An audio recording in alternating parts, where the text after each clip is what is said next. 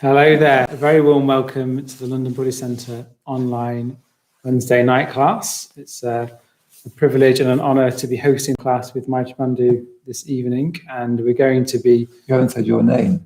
Oh, okay. I know I'm getting on to that. It's Maitreyabandhu. This is Maitreyabandhu. My name's Dayanatha, and we're going to be looking at, in a minute, we're going to be looking at ways of helping you to meditate. But first, it'd be good just to see who's there. So, as I say, my name's Dayanatha. I live with Maitreyabandhu. Upstairs in the community. Yeah. Let's hear who's here. Yeah, that'd be nice. Well, we've got Kevin Delaney here so far. We've got 20 other people so far here. Great. Welcome, everyone. Hi there. Yeah. Kevin Delaney. Anybody else said hi? Not yet. Right, no pressure. Yeah, just just doesn't have to say hi. Yeah, that's fine. That's good. Yeah, you've just gone live. Yeah, that's good. We got James Newton from Falmouth. Okay, hi James. And Steve Neelan from Greenwich. Yeah. Veronica and Sophie Holdstock from Haringey. Wow, Haringey. Yeah, I think so. I don't know. I've never heard of Haringey. No. And Darren from Welcome. Peterborough. Oh, great. Yeah. Fantastic. Dick Shants, Nina from New York. Nina. Welcome back, Nina. Particularly welcome anyone that's new. It'd be good to hear from anyone that's new to the classes. We will get going in a second, won't we? Yes. Yeah, good to hear if anyone who's new. Yeah, we got Sam Kitson from Rochester. Oh, yeah. Hi there, Sam. Paul from Southsea. Predrag from Belgrade. Oh, great. Hello, Patrick. How are you doing? Good to see you. And Paul from Bavaria. Wow, from Bavaria. Yeah, from Bavaria. That's great. So welcome, particularly if you're new, welcome. It's really, really good to have, well, everyone's welcome, but particularly new people. Yeah, definitely. Yeah. Richard from North Wales. Richard from North That's Wales. good. Wonder what the weather's like in North Wales. Nice to see you. So let's begin. So as I was saying, welcome if you just joined. Tonight we're going to be looking at a series of classes called Help, I Can't Meditate, which I thought was very good. It's Sanjay's idea. Sanjay's idea. He's on the tech team back. And I think it's a good title because it can often feel meditation like you just can't do it. What's wrong with me? I can't meditate. And of course, that's just not true. Everybody can meditate. It's just how do we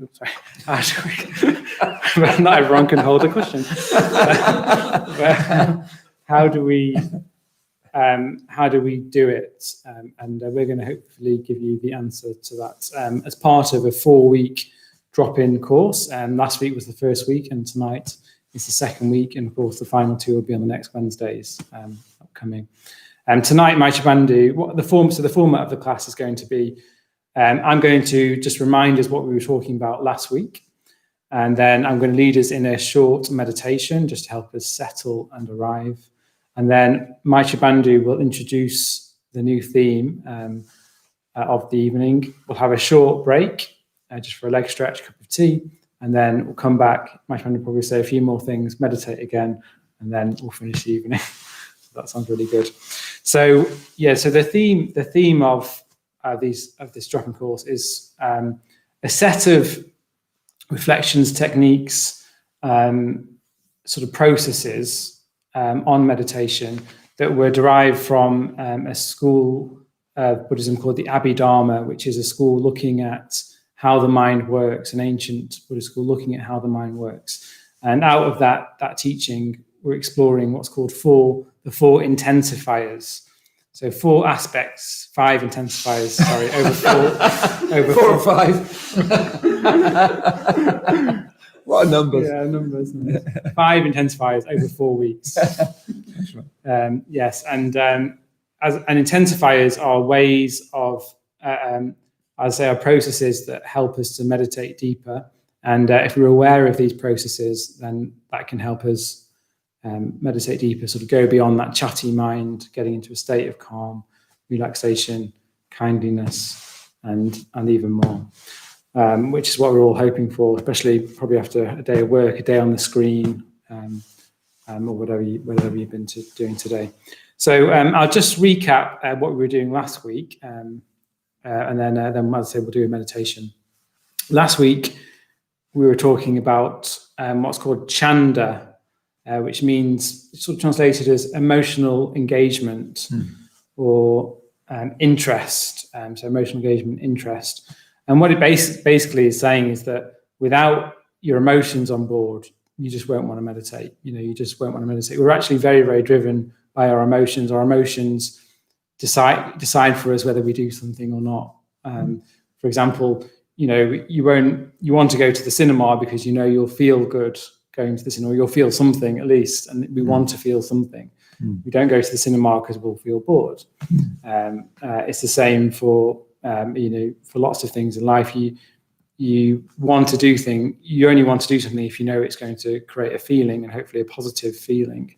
So in that way, your emotions have to be on board. And actually, it's funny because when you first come to meditation, you might be new tonight, for example, you might have lots of that energy and that emotional engagement already, because you're very interested in what does it feel like to meditate? What feelings will arise for me? Can I relax? Can I work on my mind? And of course, over time, once that sort of habituates, you can lose that emotional engagement, and it can just sort of become humdrum. So what we're trying to do is get back to that emotional engagement that we had maybe at the start, and maybe you'll be lucky enough to have tonight, where we feel like we just want to meditate. Like for me, meditation can feel like it's a relief. My mind can get so busy and stressed and just thinking about lots of things.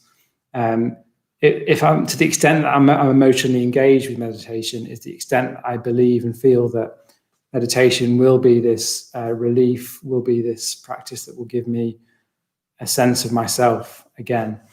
And to get that, what we were saying last week is that if we do lose that, then there are things we can do to sort of reinvigorate that sense of emotional engagement.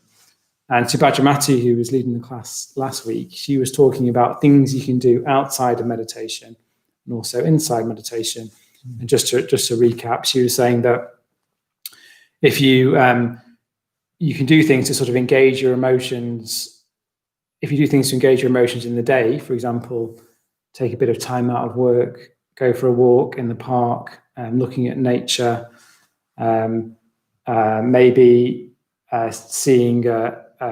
maybe reading a book, or a book that you really enjoy, that can sort of, in a way, stimulate some emotions, so that by the time you get to meditation, there's something more going on. So it's sort of more interesting, and it can take you deeper into meditation. A lot of the time, we're just quite numb to our emotions because, we've been working, or we've just sort of not been able to feel our emotions. So if you can give yourself some space before meditation, like, going for a walk, or that's positive, but also, of course, protecting your own mind by turning your phone off, before you go, hours before you go to bed, and giving yourself space. Just doing, you can have times where you're just doing nothing, for example, as well.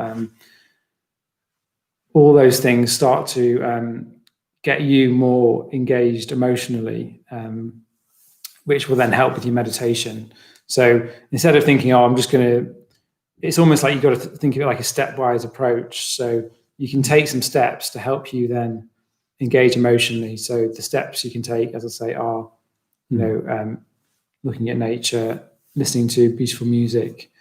You can sort of, in meditation itself, you can be imagining a beautiful scenery, or your best friend, for example, something that moves you.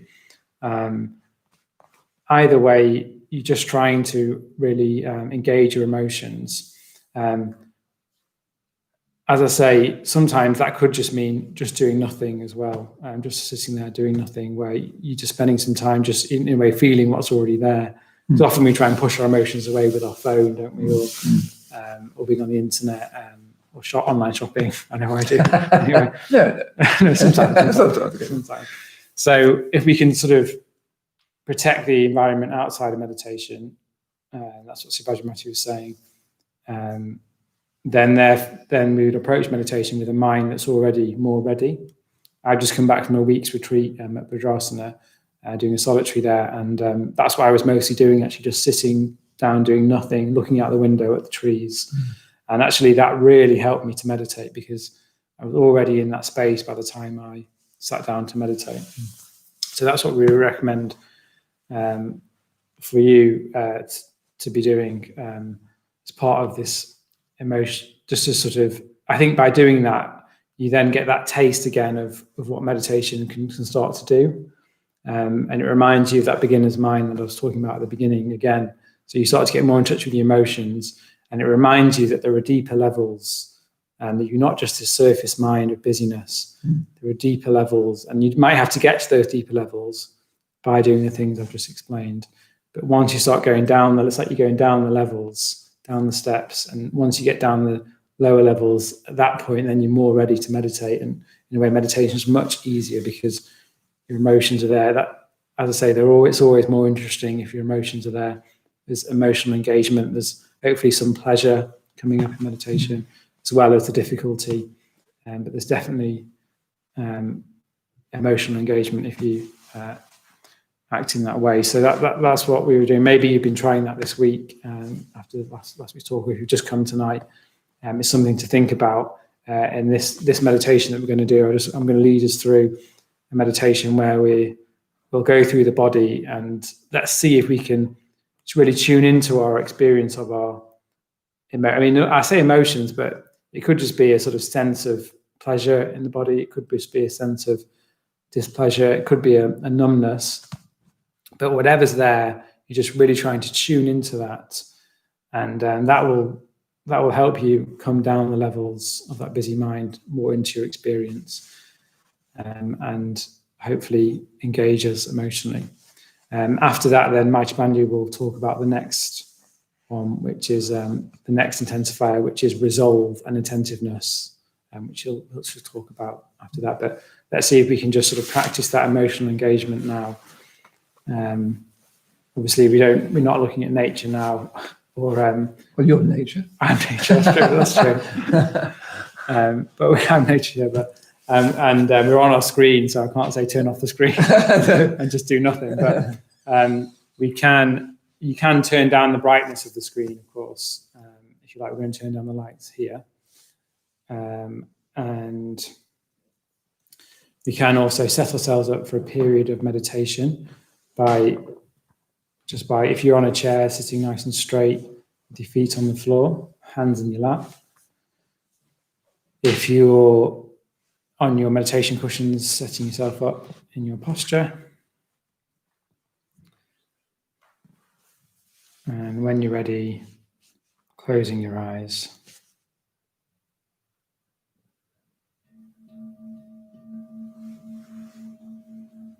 Period of meditation.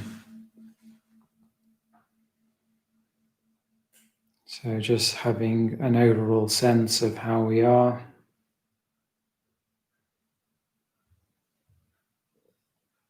Maybe even dropping in the question, how am I? And feeling for a response.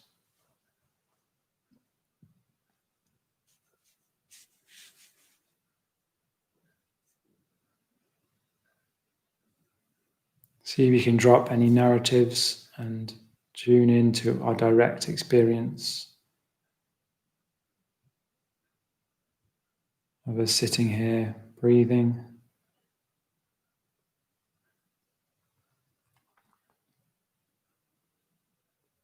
Maybe getting in touch with that reason why you want to meditate, why you first came along, or why you've come along tonight.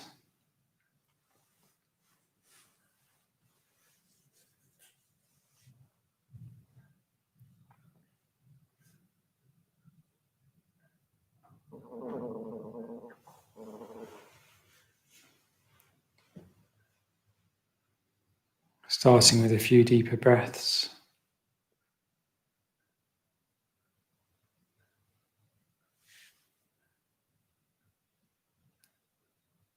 And then just letting ourselves breathe naturally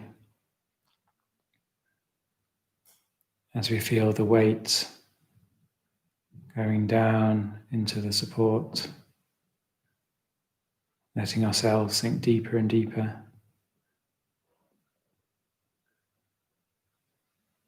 No need to hold on.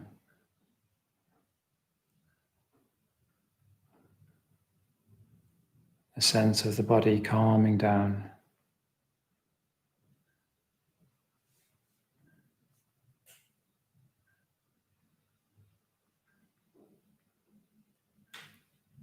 Perhaps aware of the contact with the ground or the chair.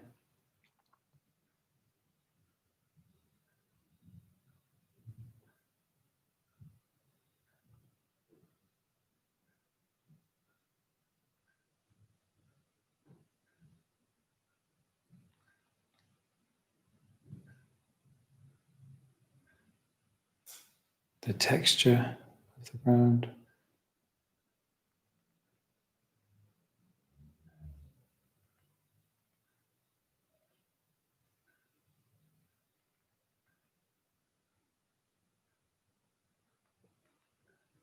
Can you let go a little more?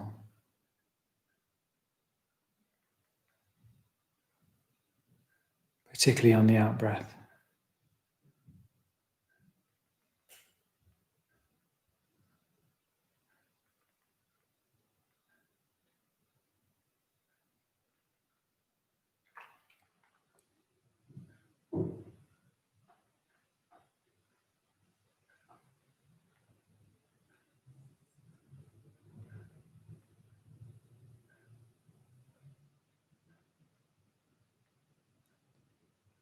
At the same time, having an upright posture,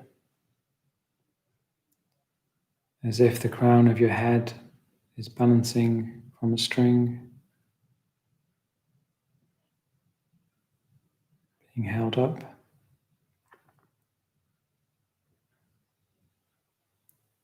Letting the shoulders roll back further down with each breath.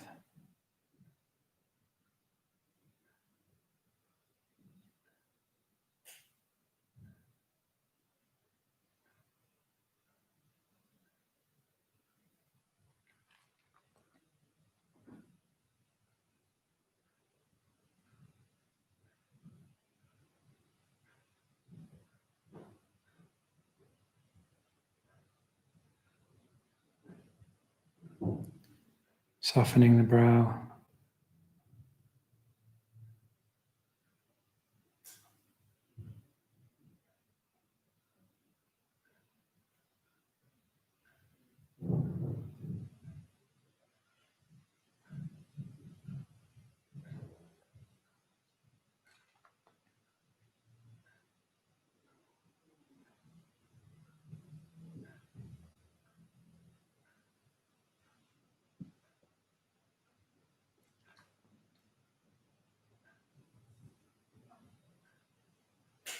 What are you doing with your mind?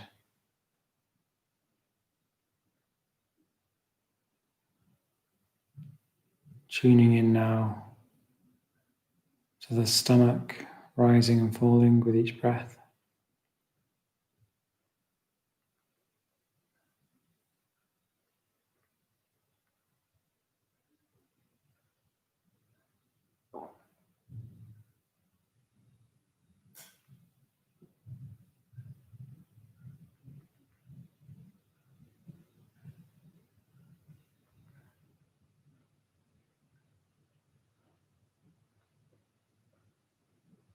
Noticing the breath. See if you can follow it right down into the chest. Sense of relief on the out-breath. Sense of energy on the in-breath.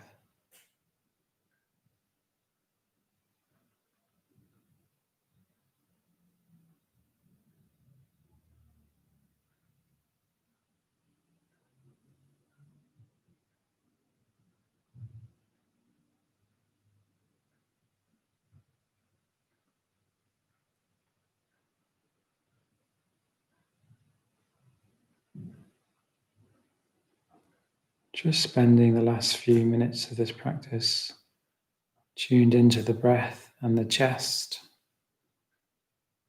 the heart center, the seat of our emotions, with a sense of interest, curiosity.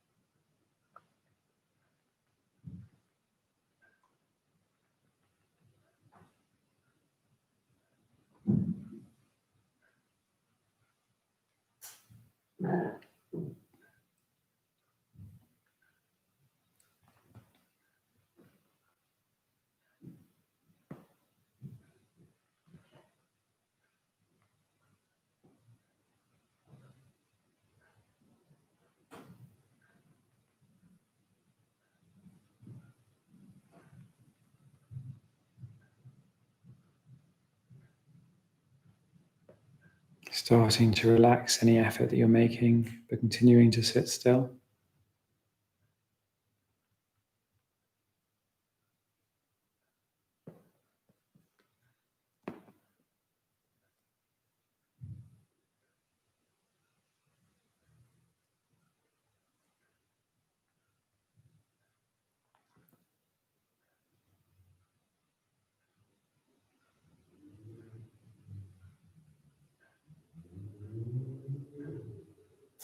Perhaps noticing if your engagement is any different now than it was at the beginning of the practice.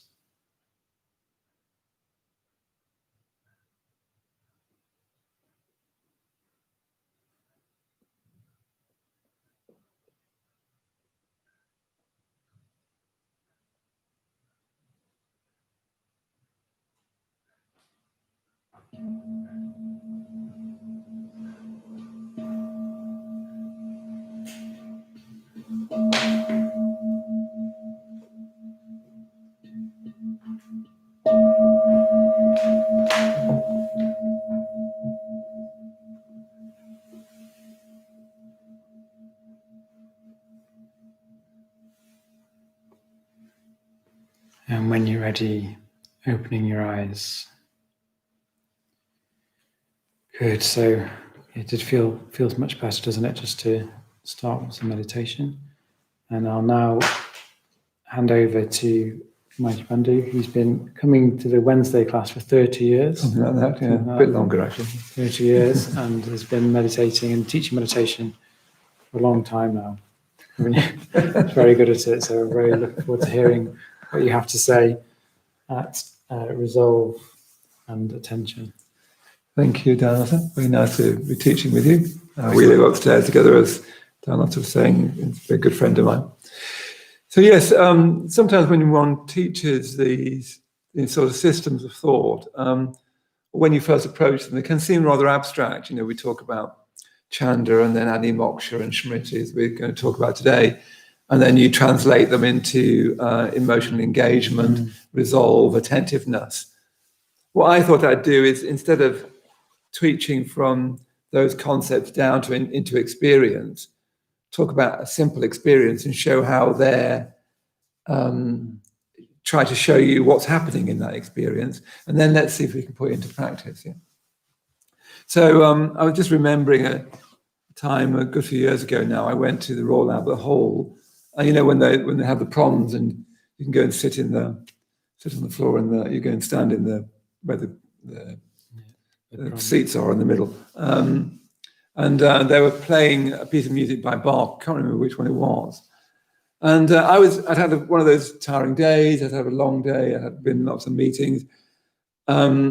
Before the music started, I was thinking, actually, I'm not quite in the right shape for this music. But as soon as the music started, I felt, you know how so often with music, classical music, whatever kind of music, you often feel like, I can see that it's beautiful, but I don't feel it's beautiful. You just sort of abstractly know it is, but it doesn't touch you. Anyway, I was listening. As soon as the music started, I felt that sense of, a sense of immediate sense of intrinsic interest, an immediate sense of, I like this, I want this. Yeah. So do you see how that's what's that's chanda?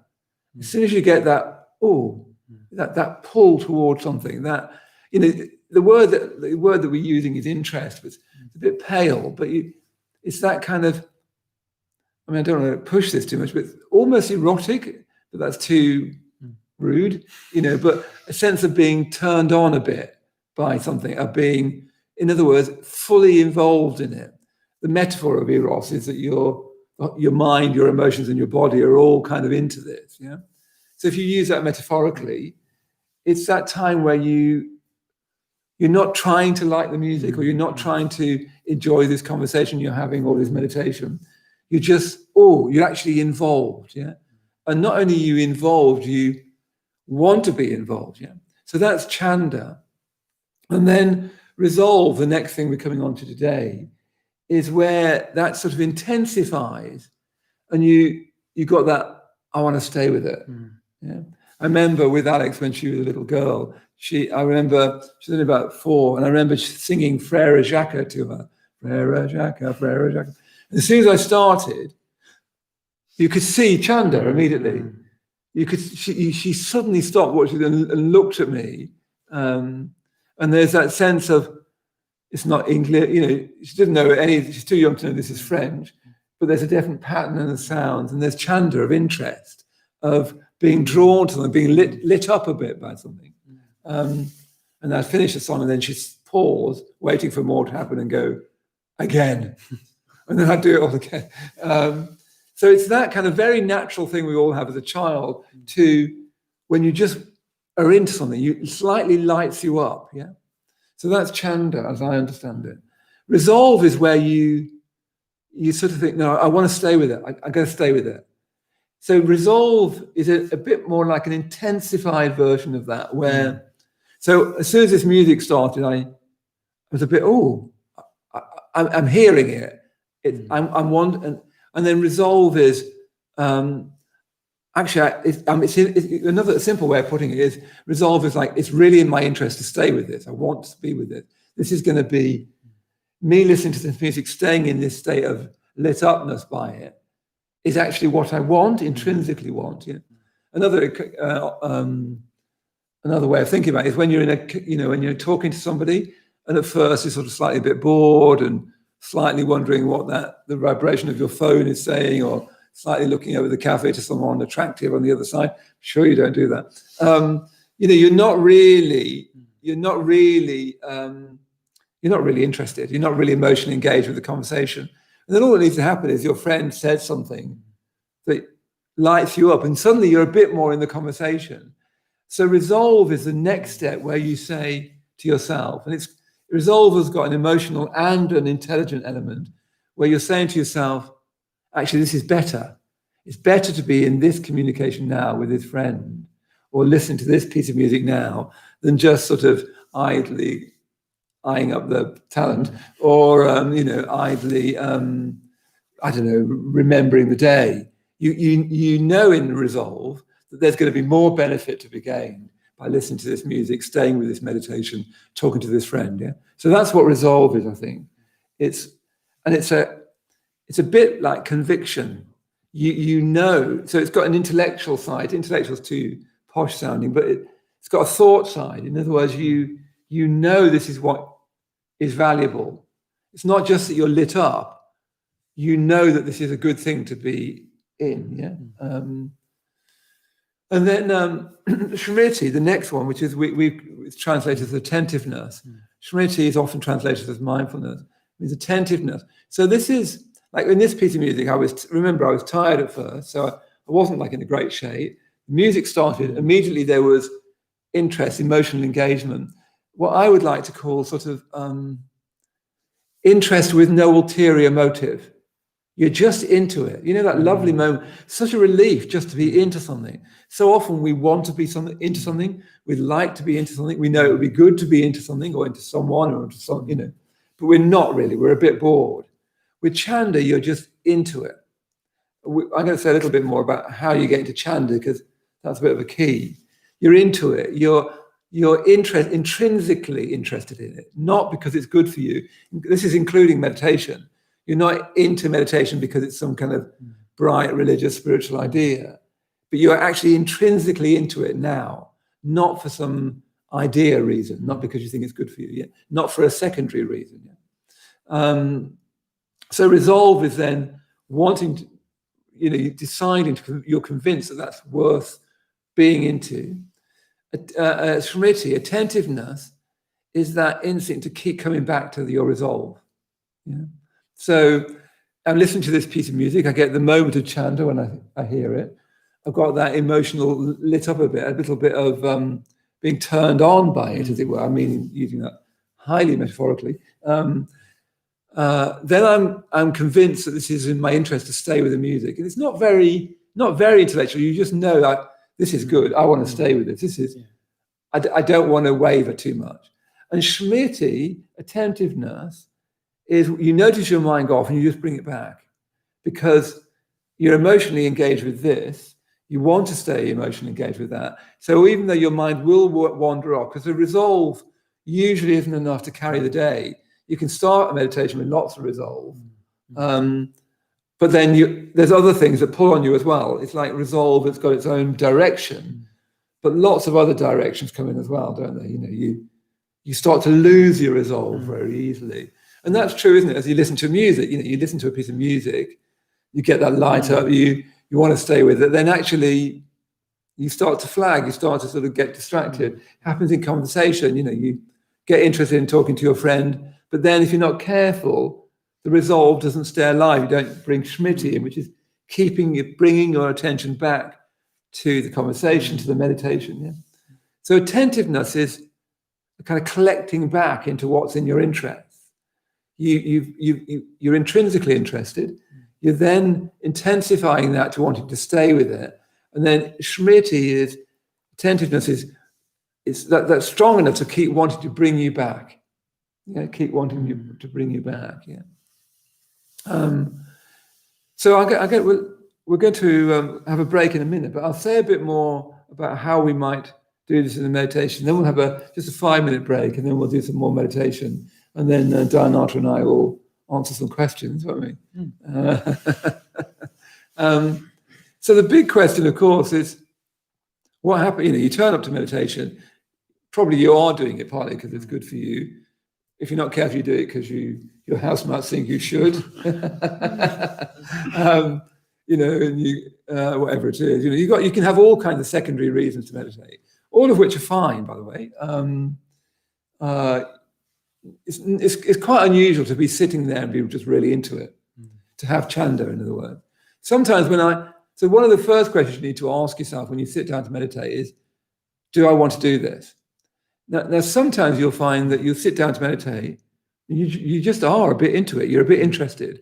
Now you're more likely to have that if you were a bit interested yesterday. If you were meditating yesterday and the day before and the day before, and you're following something, you're onto something. I've been doing these particular reflections in meditation recently, and I just got onto a bit of something that I'm interested in, I'm exploring. But what happens if you're not interested? Often enough, you sit down and you think, yeah, I know I should do this, I know it's good for me, but actually you're not very emotionally engaged. You're a bit kind of, you're doing it. If you're not careful, you can meditate on rote. You know it's a good thing to do, you know you should do it, let's just do it, but you're not really doing it, you're not really engaged. So it's really important to start with meditation. Do you want to do this or not? And the answer is quite often either not, or not really, or I'd like to want to do it. But you need to be really honest with yourself, and then you say, okay, so you don't, like yesterday morning, I had quite a good meditation this morning, but yesterday morning, I just sat down, I just really didn't want to do it. And I worked with that for quite a long time, What does it feel like not to want to do it? Where do I feel that? Why would I not want to work with my mind? Because when we talk about meditation, it always sounds a bit weird. It's like saying Latin, this word, meditation. Are you into meditation? You think, oh, I don't know. Are you into meditation or not? You say, oh, I don't know. Am I that kind of person? I'm more a kind of film buff. Because we call it meditation, I think that very word can just slightly throw you. Really, the question is, why would I not be interested in my experience? Because meditation is confronting you with your experience. So really, how come I'm not engaged with my experience? Why don't I engage with who I am just now? Even experience is a bit fancy. Why am I not interested in myself just now? What's that about? And you don't need to do that too cognitive. You need to sort of feel, I feel a bit flat. Okay, so what's that like? Take an interest in the fact that you're not interested. Because you're trying to get to an intrinsic sense of interest, not a secondary sense that I know this is good for me, therefore I will. Sometimes that's enough to get you to the cushions. I know this is good for me. And much better, you know what it's like. It's much better if you get up early. It's much better if you get your meditation done before breakfast. If you have breakfast and get up late, you feel a bit guilty. Neither of us ever do that. That's just imaginative, that thought. That's not from either of our experiences. We've never done that. But when you do, occasionally one or two of you might have had a lay-in and didn't meditate, you feel a bit guilty and a bit like that's not the great start to your day. So it's all right to get you to meditation, but then you're trying to get actually emotionally engaged. And if you're not engaged, that's fine. Don't make an issue of that. See if you can get interested in why you're not engaged. Yeah. And then, but not in a terribly overly cognitive way. You're not trying to pound yourself with thought. You just like you would with someone else. You said, if I said to Dayanatha, do you want to talk? And if you were being brutally honest, you say, well, actually, I'm not really interested. I said, oh, well, I know what's up. And in Dayanatha might say, well, I'm a bit bored. Okay, well, why are you a bit bored? And because I think I'm a bit tired. Oh, okay. What does that? So just as you would work, I would work with Dayanatha. It's better to work with your mind like that. Okay, what's going on? And to see how if you do that, you start to be interested in the fact of your experience, and that's what meditation's about.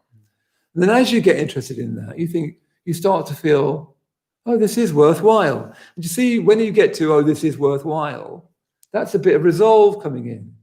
Oh, this is actually a good thing to do, isn't it? Not a good thing to do because I've been told to or because I should do it, but because, actually, I do feel a bit more like I'm aware of myself. I'm owning myself. And then, I want to keep coming back to that. What is going on? And how do I go further from that? Yeah. So these intensifiers, as they're called, not the best translation, but can't think of a better one. And the other one is object determining mental events. It's the classic translation, but that wouldn't have done very well with marketing, would it? Object determining mental events. What they're really trying to tell you about is how do you get up close to your experience? How do you get really close to your experience? And the first thing is you need to be emotionally engaged with wanting to get up close. So if you're not wanting to, you need to engage with that. Then you need to be convinced that getting up close to your experience is in your interest and in everybody's interest. And it's valuable, intrinsically valuable, not for some secondary reason. And then that gets strong enough to think, actually, I'll just keep coming back to that because I'm more interested in that than thinking about stuff. Yeah. So that's to see how what the so-called intensifiers are doing. They're trying to show you a lot of these teachings. You have to add a lot of water. You have to try and get back to the experience people have. Remember, experience comes before words. So someone's basically meditated really beautifully, wonderfully, and got really absorbed. Someone's clearly come up to them and said, that doesn't happen to me. I just think about stuff. What do I do so I can learn to meditate rather than think about this stuff? And they'd say, well, are you interested in your experience? Well, I suppose if I'm honest, I'm not terribly. Okay, well, you need to get interested, don't you? Because you're never going to get close to it, get deeper in meditation if you're not interested in your experience. So how do you do that?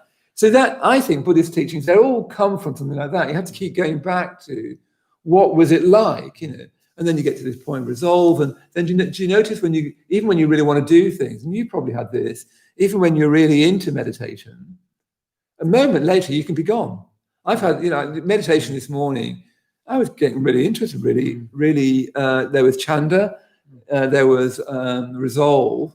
And then about 3/4 of the way through, there was nothing at all. I was just like, bum, bum, bum, bum, I may as well finish now. And I drew the meditation rather to an end. I just thought I sort of can't keep up any resolve or interest anymore. It's sort of gone. So it's changing all the time. And attentiveness is trying to bring us back to that. So let's have a 5-minute tea break just now, just so you can stretch your legs and get what you need. And then I'll lead us in the meditation, see whether we can get into that. And then Dayanatha and I will see whether you've got any questions. So do make sure see if you've got any questions. Yeah, that's great. So be back in 5 minutes. Yeah. So we'll start again at 1:45.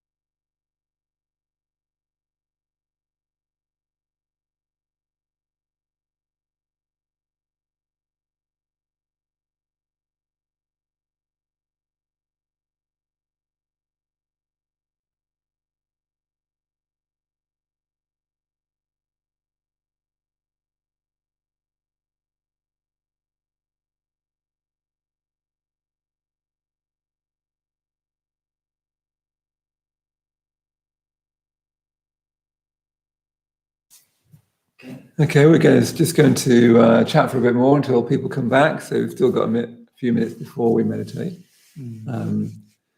Anybody else to say? Anybody else here that's new, that we've not heard from before? Maybe specifically said that they're new, but we've got Ravindra,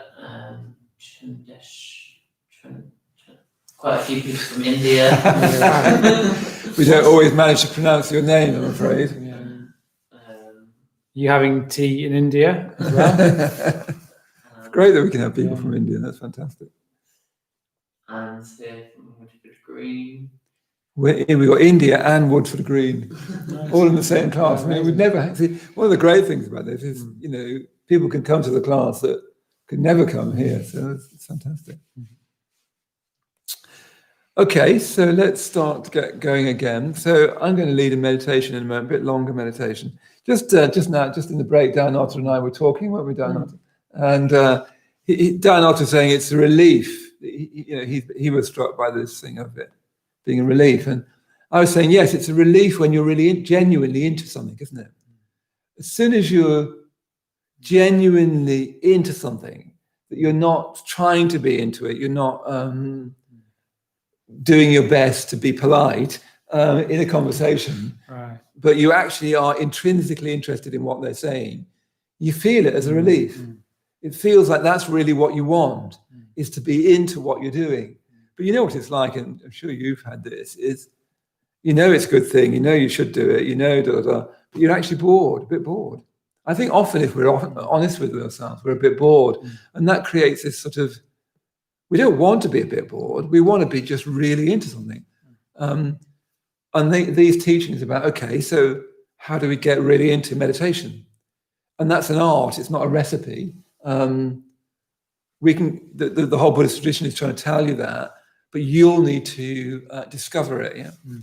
So what we're going to do now is I'm going to see if I can lead us into meditation a bit. And I particularly want us to work with, let's have the bell. I particularly want us to work with this first great matter of chanda. Sometimes chanda is translated as fascination, emotional engagement, being into it. Are we into it? If not, because it's not, if we're not into our experience, we're into something else. We human beings are always into something. It's not that we're just disengaged. We'll be interested in something, but we may not be interested in meditation, or we may not be interested in something that's really in our interests. We might be interested in stuff that really isn't in our interests. You know how when you're really off with someone, you really dislike somebody, weirdly you get very interested in it, and it's really not in your interest, but you can't stop thinking about the argument you had. A lot of emotion there. Yeah, a lot of emotional engagement. But with something that you don't want to be emotionally engaged with. And you can even tell yourself, I wish I could stop thinking about so-and-so, they're such a pain. But even that is getting more and more bound up with them. Yeah. So we definitely engage with stuff, emotionally engage with stuff. What we're trying to learn in meditation and in Buddhism generally, can we get into things that are really in our genuine interests, that are going to grow us, that are going to connect us with others, that are going to bring us more life. Yeah. Anyway, enough. Let's have a go at see whether we can explore that in our actual experience. So let's set up to meditate. We'll dim the lights again.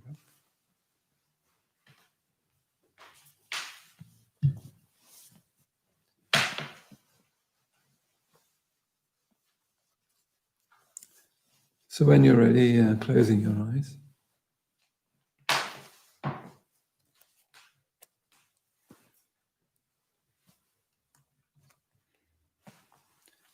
As soon as you've closed your eyes, just see if you can engage with your experience.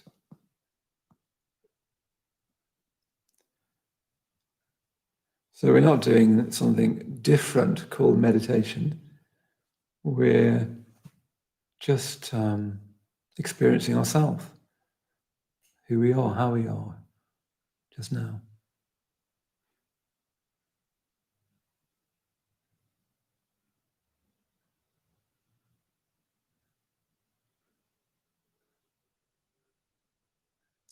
And the simplest part of our experience to engage with, the most sort of straightforward really, is the sensations of the body.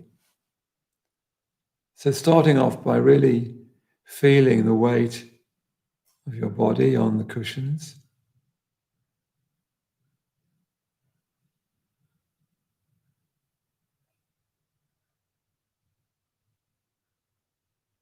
On the chair, whatever you're sitting on. But again, you don't need to think about that. See if you can have a direct experience of it.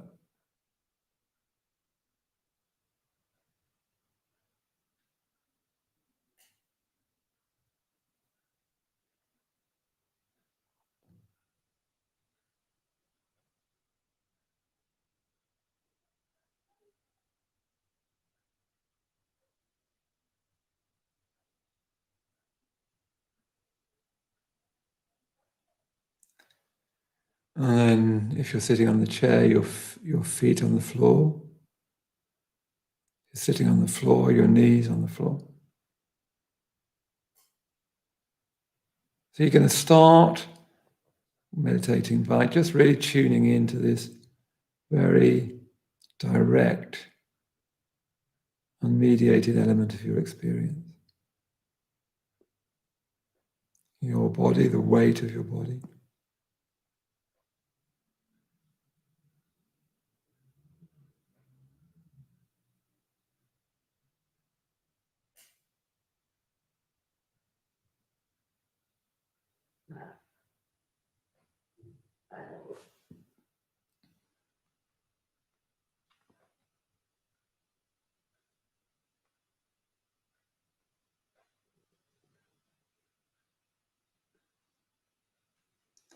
And then see if you can soften your eyes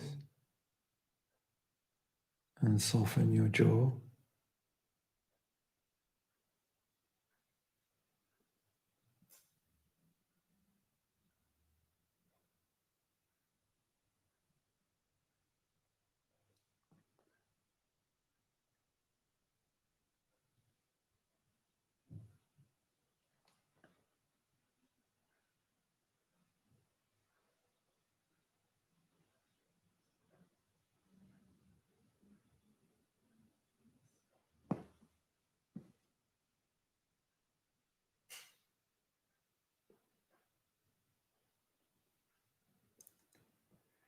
And just see if you can let go of your shoulders.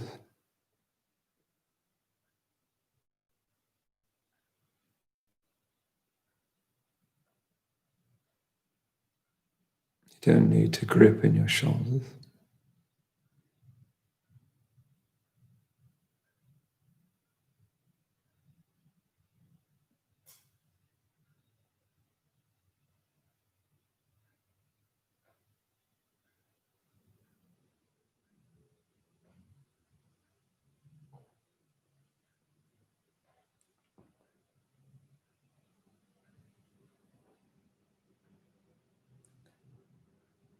And then again, see if you can soften your belly.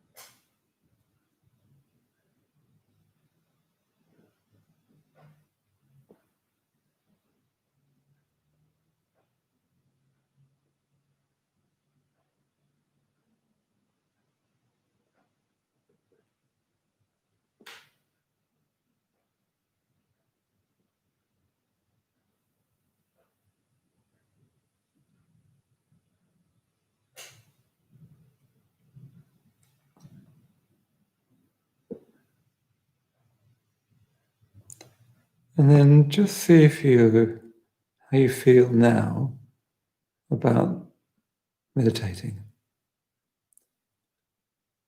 How do you want to be here just now? Do you want to be in touch with your experience just now?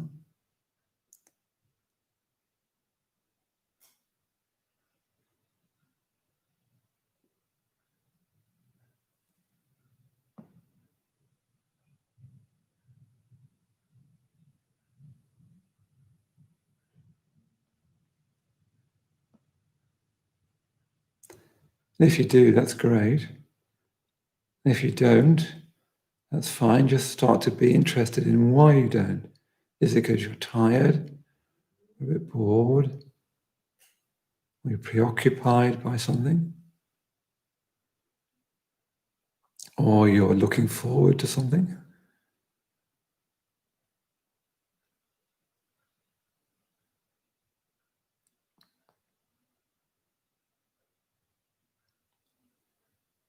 So however you approach meditation, you're trying to get interested in your experience, including getting interested in not feeling interested.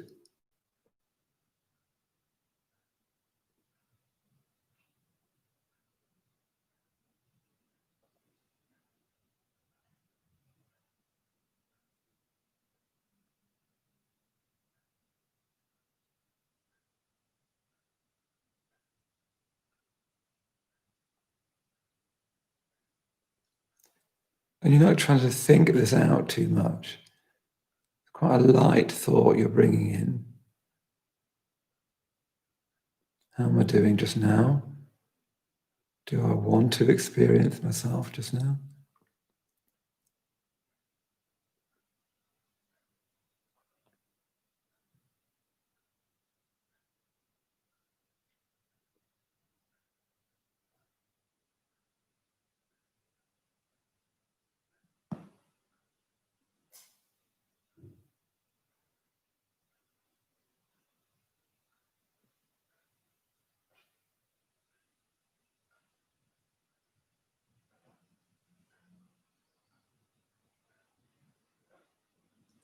And then we're going to try and get interested in our breath. So we know that if we can stay with the breath, that the effect of that is that it will calm down our body and it'll calm down our mind. If we stay with the breath, we'll start to feel more and more lucid, more and more bright, more and more aware. So see if you can find ways of becoming interested in your breath, cultivating chanda, emotional engagement in your breath. And if you feel that, well, I'm not very engaged with my breath, why would I be? Then see if you can be engaged with that feeling of not being engaged. If you're trying to find your way into being here now, meditating now, feeling your breath now. See if you can experiment with that for a minute.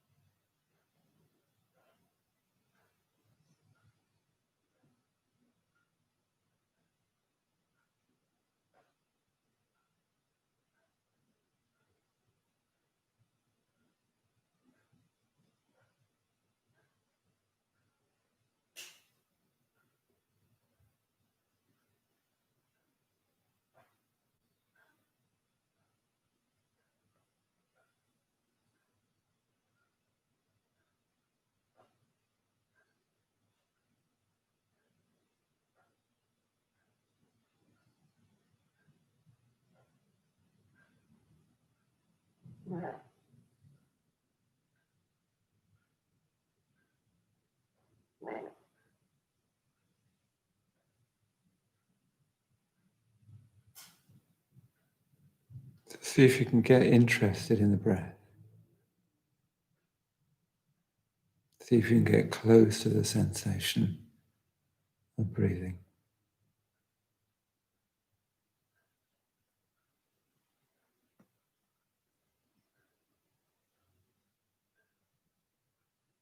And you're looking for your interest in your experience to clarify and to resolve to stay with it.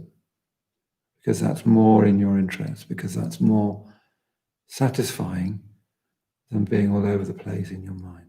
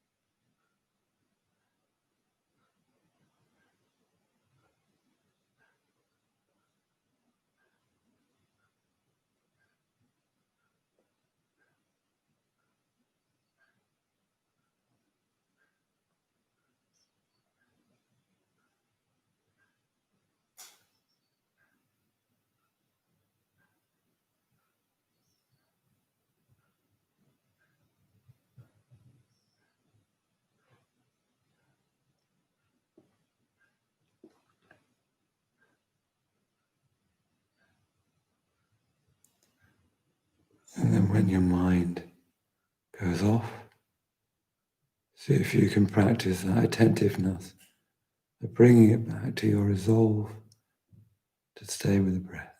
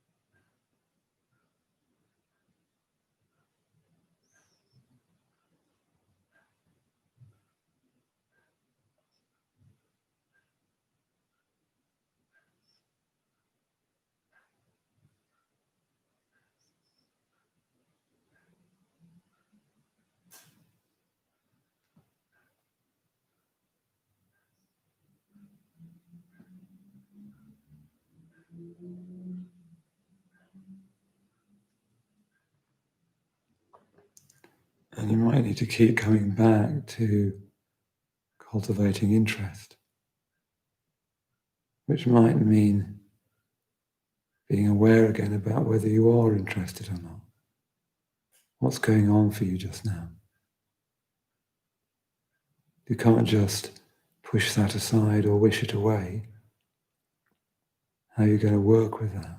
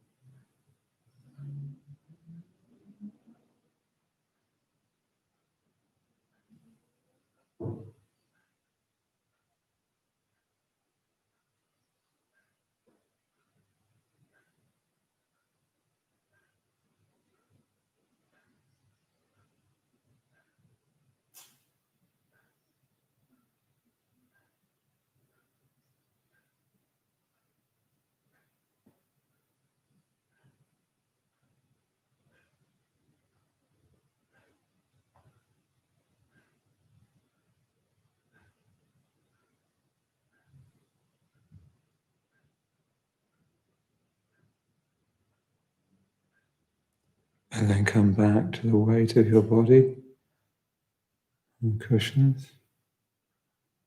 on the chair.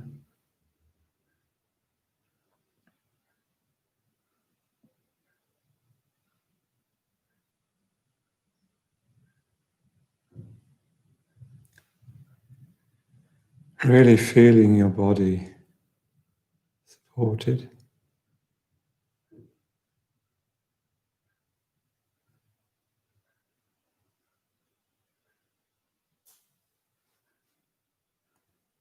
See if you can take some pleasure in your body, in the feelings of your body.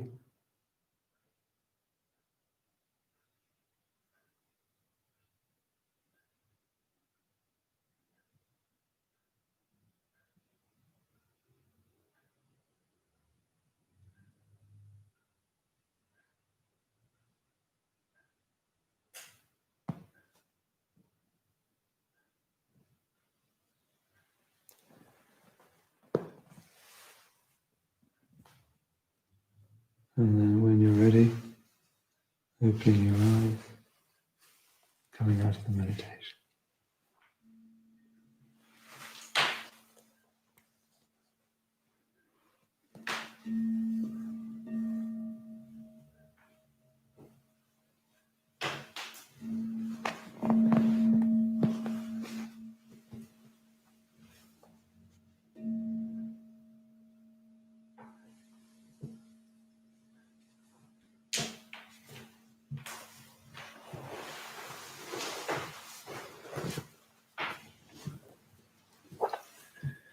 Okay, good.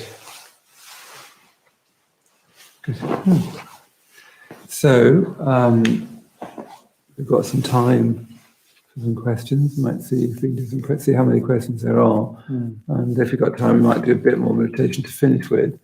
Yeah, but I hope you get a sense, just to quickly remind you, so you've got this whole sense of asking yourself, am I into this?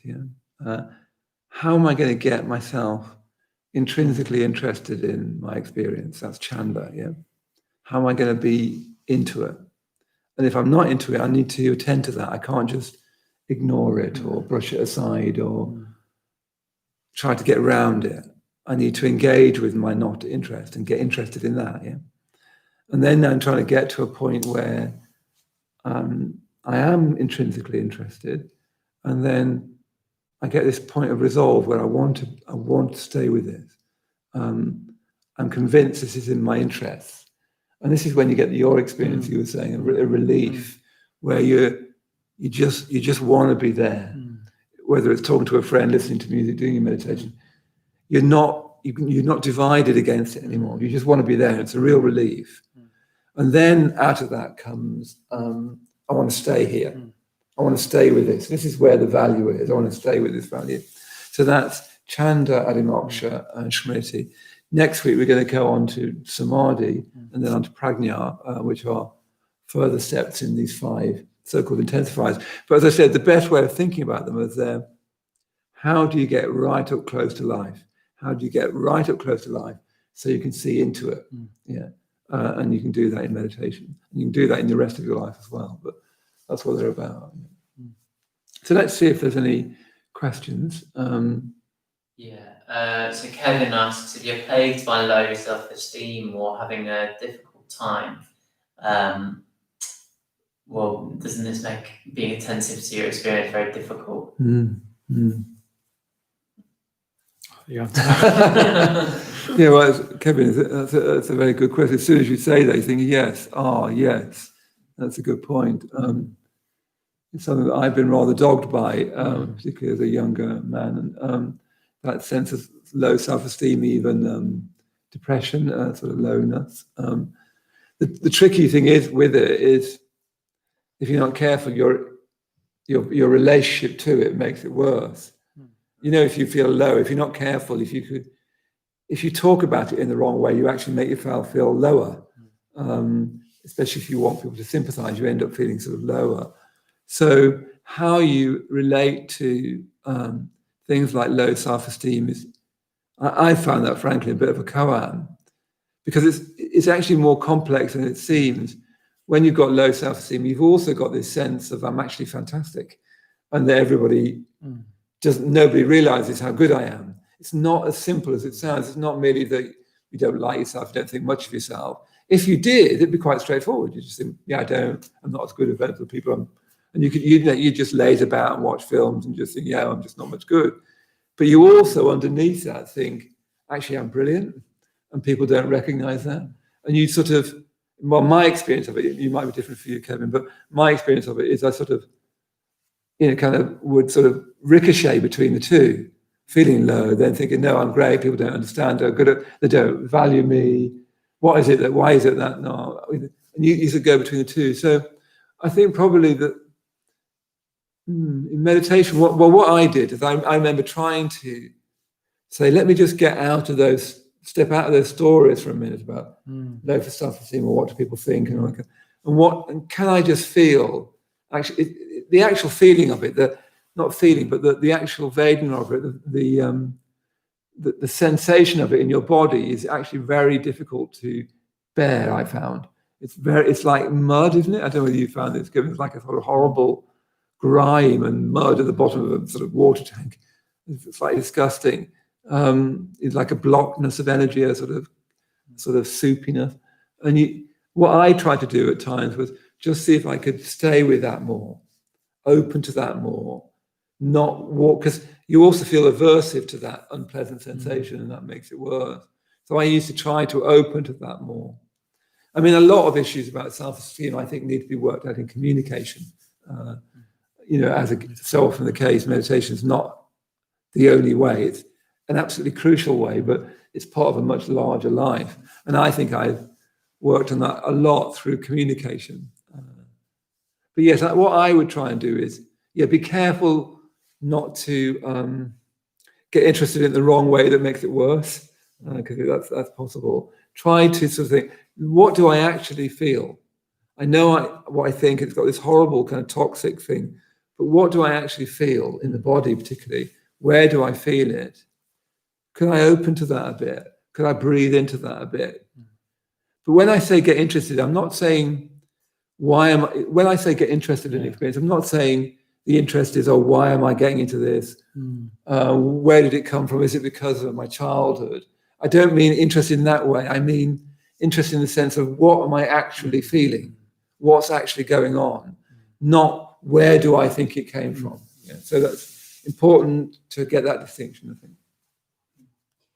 Yeah, so Darren asks, how do you stay attentive when full of anger? It's a good question, Darren. Yeah, I mean, in a way, it's along the similar lines to what Maitreyabandhu was saying.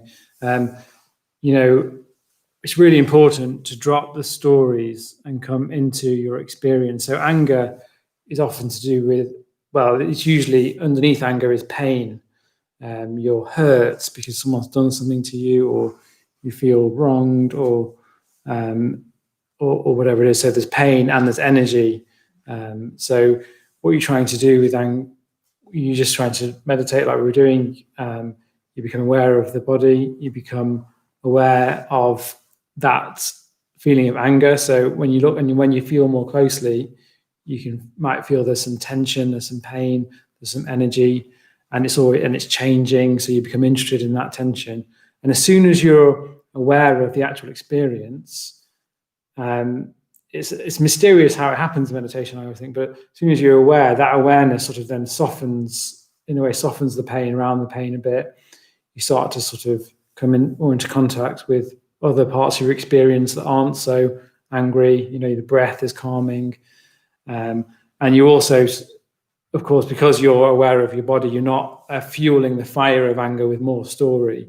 Often you get trapped, don't you? And like, it's really painful. So I wish they hadn't said that. I'm going to beat them up now. And of course, as soon as you do that, you're adding more anger, more fuel to the fire. So coming into contact with your experience of the sensation of the anger has this sort of releasing effect and a sort of extinguishing effect of the stories. Yeah, because feelings want to be felt. It's usually, generally speaking, it's not the feeling that is dangerous. It's the thought that's toxic. Yeah. It's thought that perpetuates the feeling. That's it, isn't it? Yeah. If you can get beneath the thought into the feeling, feelings do want to be felt. I mean, as you said, there's lots about energy in anger. You need all the energy. You don't want to dampen down your energy. No. You don't want to flatten out your energy. You need all the energy you can get. I mean, even anger can be good in some ways, because at best you need a bit of anger, sort of anger at least, to get into work, to get stuff done. You sometimes need a kind of anger to get into communication with people, to insist on communicating, not in a harsh way, but a kind of that kind of energy. What is never helpful is hatred. Buddhism is really clear about that. Anger can be a desire to break through into communication. Hatred is always a kind of desire to destroy, and that's never in your interest and it's never in others. But as Dayanatha is saying, you're trying to get below the toxic story. It's that's keeping you trapped. If you feel the feelings quite purely and directly, usually they change immediately. They kind of, in one Buddhist tradition, talks about them self-liberating. But that's actually requires a lot of mindfulness to do that. And you do it within the metta bhavana as well. To cultivate more positivism. Yeah, that's right. That's the opposite. The other thing is to make sure that there are, a bit like you were saying earlier on, make sure there's enough positives in your life and that you're not focusing on the negative. So easy to focus on just the negatives. And then your life just becomes bound up with that. I've seen so many times, experienced it so much myself, that what you feel averse to when you get negative really, really dominates your mind. So make sure you're cultivating, as what's your name again? Dayanatha was saying, make sure you're cultivating the positive. Look out for things that you appreciate and enjoy. And that'll protect you a bit from feeling aversive to stuff. Good question. Thank you, Darren. So Roberta is asking about getting distracted by or thinking about others' experience and well-being rather than her own, not being interested in her own experience because she's thinking about other people too much. Is she worrying, do you think? Is she worrying about other people? Yeah, I think so. Well, she's talking about it as focusing on others and caring about others' love and well-being. Yeah, I remember the famous saying by Nietzsche, that rather tough saying, where he says that your love of others is your bad love of yourself. That he was saying that if you're not careful, you care for others because you can't quite bear for caring for yourself. With Nietzsche, sometimes he's sort of got half a point and half not a point. But I think there's something in that that sometimes you sort of, it's in a way easier to be bothered about somebody else than it is about your own state. Some people particularly seem to get into that. So again, it's coming back to something. Mindfulness is always coming back to something much, much more direct and simple. So let's step away from that for the minute and just come back to my body. Where do I feel the body? Where do I feel my feet and my body? So this is me just now. Let me just feel what my body feels like. So I would keep coming back to something very rudimentary like that. A lot of meditation practice, mindfulness practices like that. Yeah. Then you can actually help more when you're in a better mental state. Yes, that's right. That's a really good point. Yeah, that you want to be part of the solution. You're not going to be part of the solution if you're not in a great state. So you actually help others probably more by being in a good state yourself, rather than sort of trying to help. Sometimes people try and help people without bothering to become aware of them, which often doesn't help them at all. Oliver is saying that when he becomes conscious of his meditation going well, he ends up sabotaging it. Yeah. You were saying that. I mean, that's so. That says everything about the issues that we're working with in life. As soon as, as you say, Oliver, as soon as the meditation starts to go well, as soon as you say to yourself, it's going, you kind of grab it. You sort of want it for yourself. As soon as you try and have that, this is great, immediately you have that, it disappears. Because you're basically trying to take hold of it. So what you need to do is keep on getting to the point where it's going well and seeing if you can. You then need to learn this art of not grabbing it. Quite difficult to do because you've got this real desire. Oh, at last something nice, you know. You want to keep it going. You want it. And as soon as you want to have it, you can't have it. And that's like so deep about life. There's everything there for you until you want to have it. You know, you can love people. You can. The world is beautiful. There's love around you. As soon as you want to have it for yourself, it goes. You kill it. It's a massively difficult thing to learn, but it's really typical in meditation. As soon as it starts to go well, as soon as you're conscious of that, you lose it. So you need to start to sort of get up to that place and work with that interface more. Oh, I'm in that place now. Oh, it's starting to go well. So what tends to happen with me? And you don't think it quite as loudly as this, but what tends to happen with me is I then start to grab it. So let me just see if I can hold off a bit, relax a bit more. Literally almost, I use sometimes sort of, it's like you go back into your back a bit more. You come away from that instinct to have it. You know? You think, oh, you sort of slightly don't focus so much. You give yourself a bit more rope, so you're not trying to grab it. You know?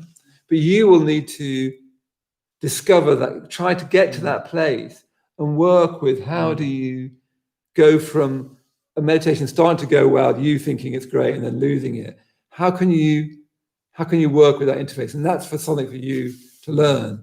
In a certain sense, going back to our theme, that's something you can become interested in.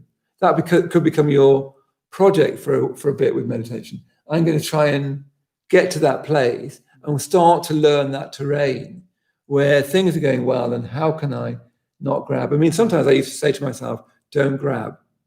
You know, just let it be. Something that helps you get across that, because not long after that is actually you just into it and you're not thinking about whether it's going well or badly. That's irrelevant. It's not far away from you, but you can keep out of that by trying to grab it. Yeah, very good point there, and something that any meditator. I mean, I've had that with music as well. Oh, this is beautiful. I want to stay with it, but then you're trying to grab it. So this kind of resolve isn't trying to grab it.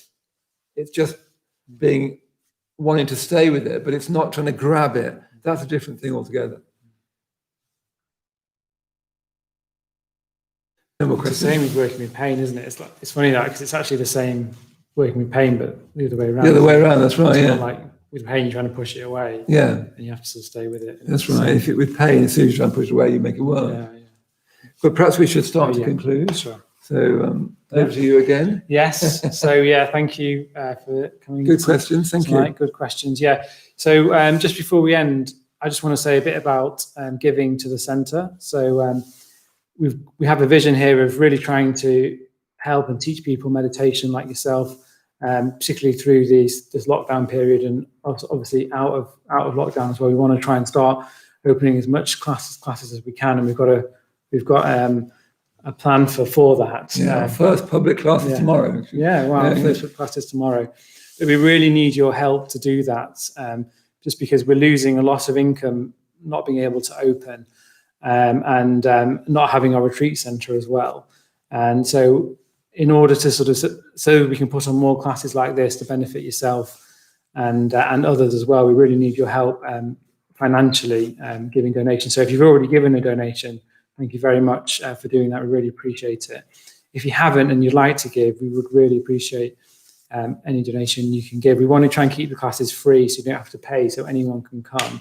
But if you can afford to give a donation, then as I say, we really appreciate it. We would rely on that so that we can benefit yourself for next week class and ongoingly, of course. So thank you for that. Yeah, that's great. And like Dayanatha, you're a GP, aren't you? And you're our Maitreyabandhu. Yes. But so Dayanatha and I are doing this, as a gift, and we're just hoping you give back. Yeah. Just one more thing to finish is that I want to really recommend that you come to the home retreat. So we've got a summer online retreat that starts from the 2nd of August and goes up to the 9th of August. So we've already had one online retreat, it's our second one, but we've also got the Dublin, Sheffield, Brixton, and Cambridge centres are all going to be part of this retreat. So it starts on the Sunday evening of the 2nd, all the way up to Sunday morning of the 9th, with starting with meditation at 7 o'clock in the morning, all the things that you get on retreat. We'll have a Slack lounge where you can meet each other through Slack. We did before. I was amazed at the effect it can have. It's free. You don't need to pay. Of course, we'll be asking for donations, just like Dayanatha just didn't very well too. So you need to register for that. So if you want to register, you can, I'll get Sanjay to put the link in the chat. That'd be great. That would, yeah, it'd be really good. Isn't it? Yeah, really. It's a very uncertain time now as we're starting to come out of lockdown. Lots of different readings and agitation about what that would mean. So I'd really recommend coming on that retreat. That's what we're pointing all these courses to, is coming on that retreat. Okay, so what we'll do, we'll finish with a very, very short meditation, just to finish with a bit of quiet rather than talking, just for a minute or two. So when you're ready, once again, just closing your eyes again. As soon as you've closed your eyes, you can just come back to, again, this simpler matter of your body and the weight of your body.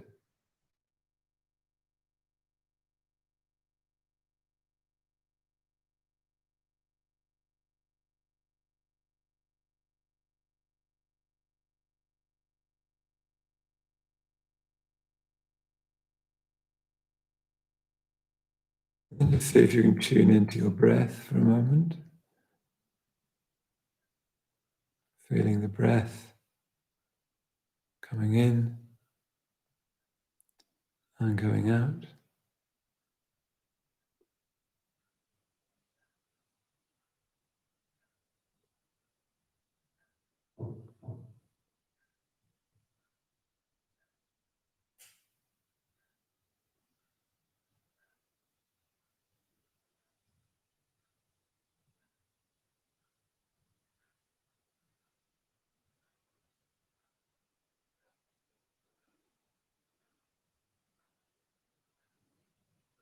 And then feeling the weight again of your body on the cushions, trying to be aware of your body, your whole body.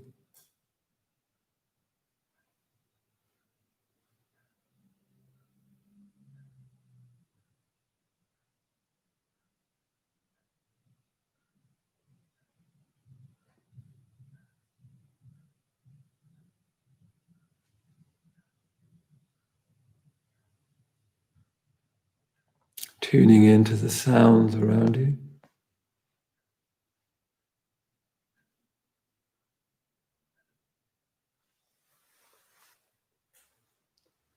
And then when you're ready, opening your eyes.